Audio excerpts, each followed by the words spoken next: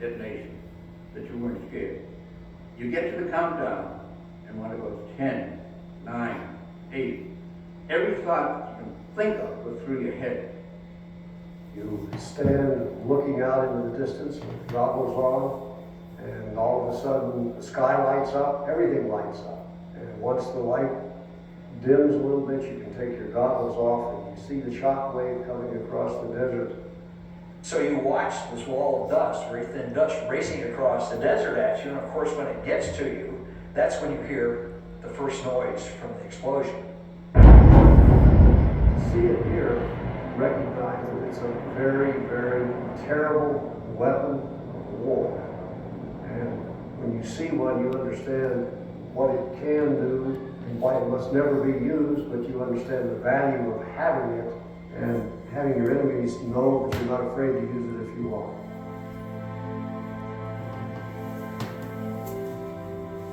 After World War II, we only had a few bombs. We knew that they would explode, but we didn't really know the consequences. So the first type of testing was done in the South Pacific. Then in the 1950s, some things happened that made that setting not so appropriate. The Soviet Union got their own atomic weapon. We began to fight in Korea. We began to look for a place that was closer to home, would be cheaper, would be more secure. And that's when they found the Nevada test site. It's a drink that you don't pour. Now when you take one sip, you won't need any more. It's small as a beetle, as big as a whale. Atomic cocktail.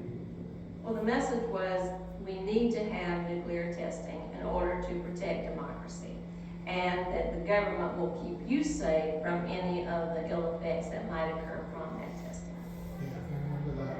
Yeah, me too. One of the things that has amazed me over the years, and certainly has been the strength of the test site, has been the enthusiasm of all the people that worked out here. Just an enormous sense of patriotism that I saw here over a 40-year career. The atmosphere was like one big family. Everybody pulling together. It became a real concerted effort on everyone's part to make sure that what we were doing was going to be successful. Everyone kneel down in your foxholes until the command raise has been given. If you stand up too soon, the intense light will temporarily blind you. They asked our company to go out for one shot and watch them from the trenches and then walk up toward ground zero. They put us in the trench early in the morning and told us to not look toward the blast, to look away from it.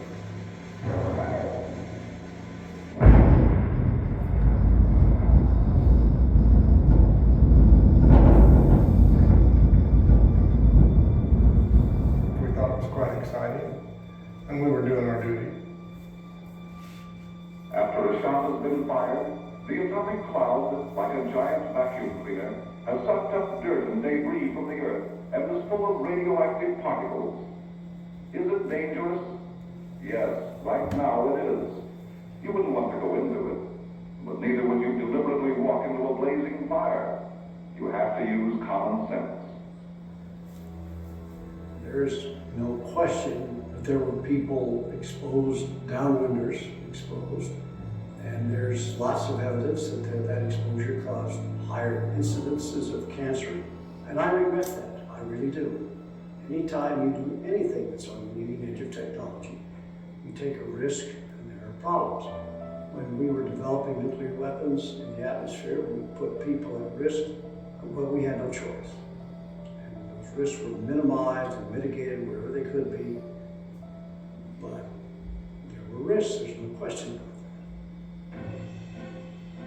You began to see evidence of strontium-90 in clouds and see radiation possibly around the planet. The members of the nuclear family at that time became concerned about the effect of worldwide fallout, and that resulted in the 1963 treaty, which did not say nuclear weapons are bad or nobody should develop nuclear weapons. It just said the tests need to be underground because tests in the atmosphere, in space, or underwater are prohibited by the treaty.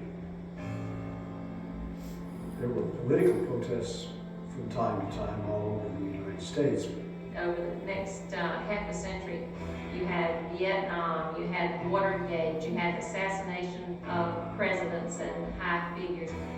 just became more and more cynical about government, and they ceased to believe what government told them. There has been an accident at the Chernobyl atomic power station. One of the atomic reactors was damaged. Stop testing now! Stop testing now! Stop testing now! I would agree to a freeze if only we could freeze the Soviets' global desires. Those of us that worked here at the site thought we were doing the right thing for the right purposes. People who protested equally strong reasons for believing we should stop. They protested, we let them protest. We had certain rules. When the rules were broken, we arrested them. But mostly non-violent, just expressions of opposition. I get so mad because I look at them and I say, hey, the very thing that you're protesting against is the very thing that allows you the freedom in this country to protest. That being nuclear weapons testing.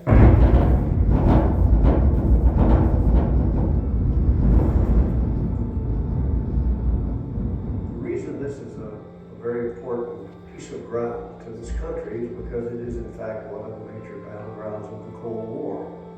The weapons that were tested here went into the nuclear deterrent, which not only kept this country free, but I think prevented a world war and caused the Cold War to end.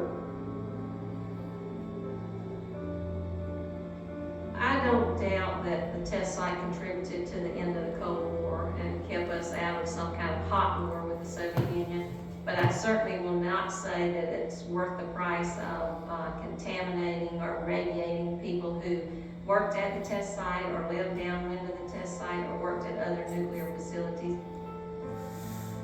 A number of people sacrificed very much, worked very hard, gave a lot of their lives to this effort, and you can't belittle that in any way. You may disagree with it, but you have to respect it.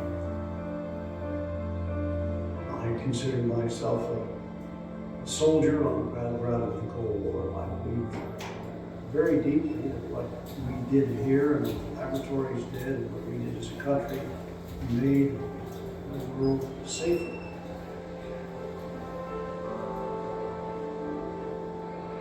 What I did, what little I added to the safety of the freedom of our country, I did because I wanted to do, and I have absolutely no regrets about doing it. You have the freedom in this country to do what you want to do, to speak anytime you want to speak, for or against. So I protected that liberty for you, and I do it all over again.